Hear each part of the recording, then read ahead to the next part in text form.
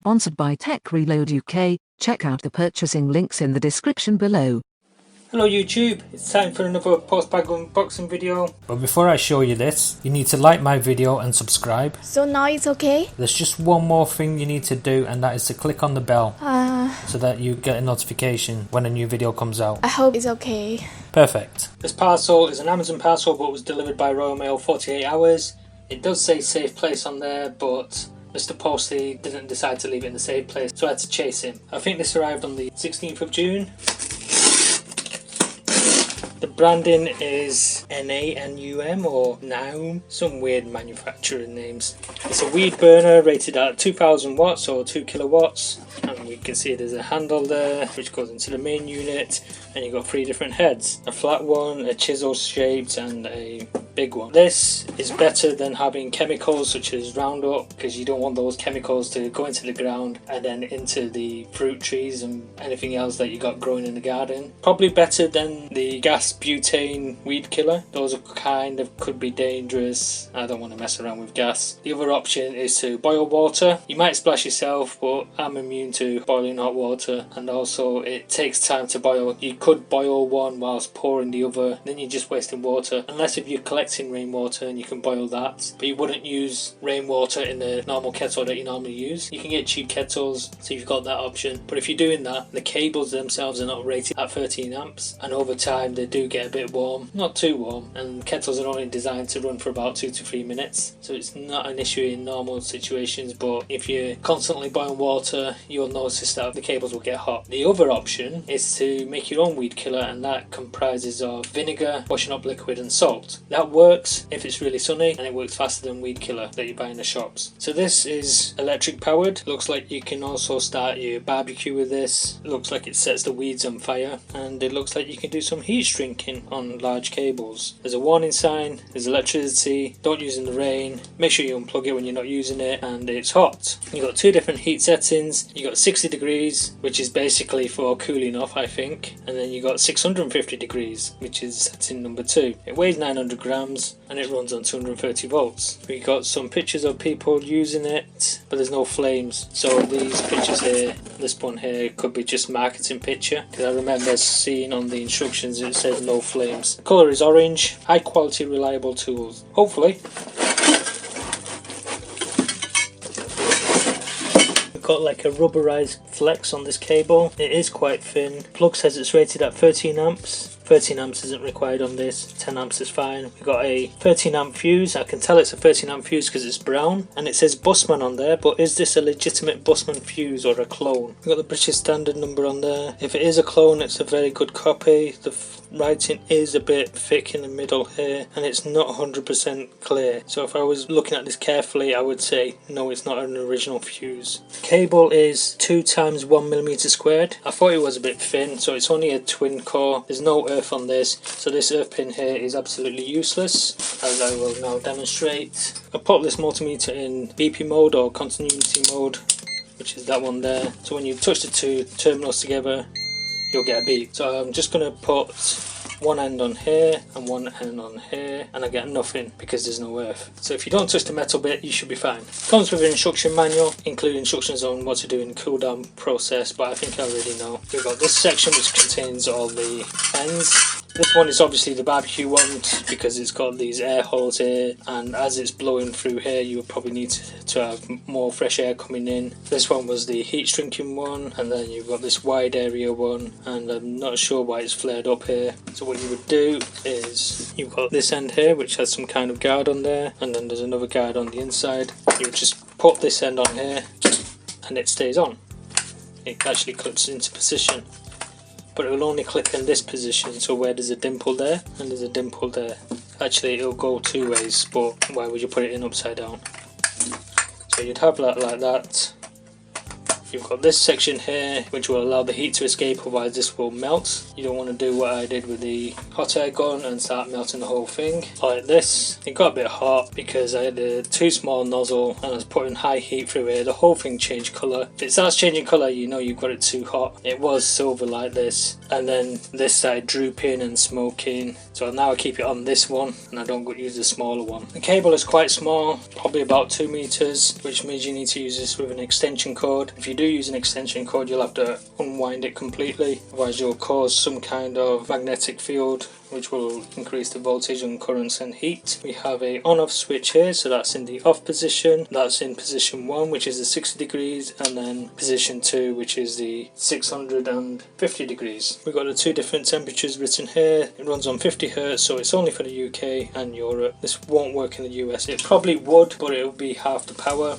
and obviously you don't want to touch this when it's hot. There's a handle here which will going in on this side, and we can see it's a twist fit, so you'd have to line this up somehow. We actually have unlock and unlock positions and a little arrow on this bit here, so put it in the unlock position, it's a tight fit, and then we twist it across.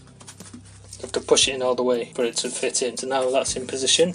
We have 2 bits here. There's a hole in this handle, but that hole's for nothing. There's a strain relief here, but you also want to use this here, clip that into position so you don't damage this cord. I'm not sure what this bit here is for. We have a hole in the handle for hanging this tool up. That's probably for hanging it up as well, that hole there.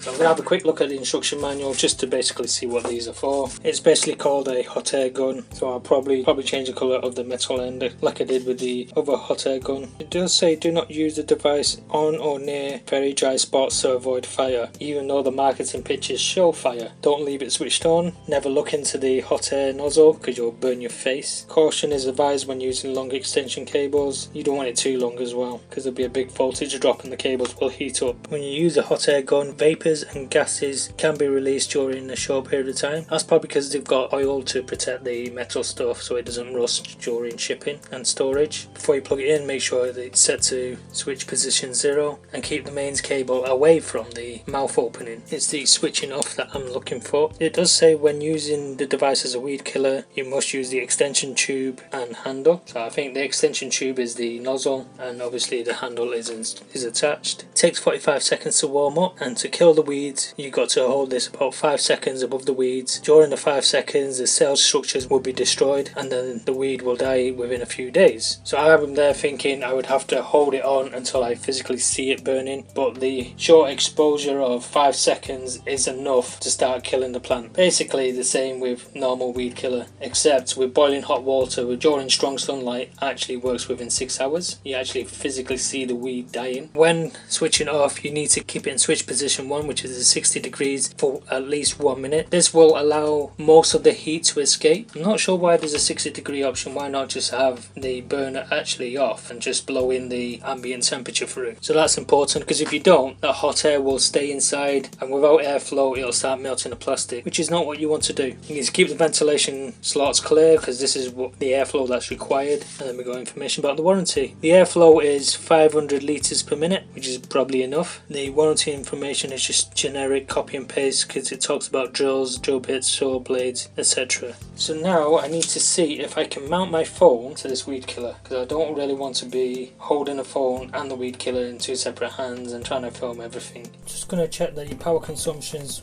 indoors. In switch position 0 we've got 0 watts. In switch position 1, which is the 60 degrees, it consumes about 215 to 220 watts.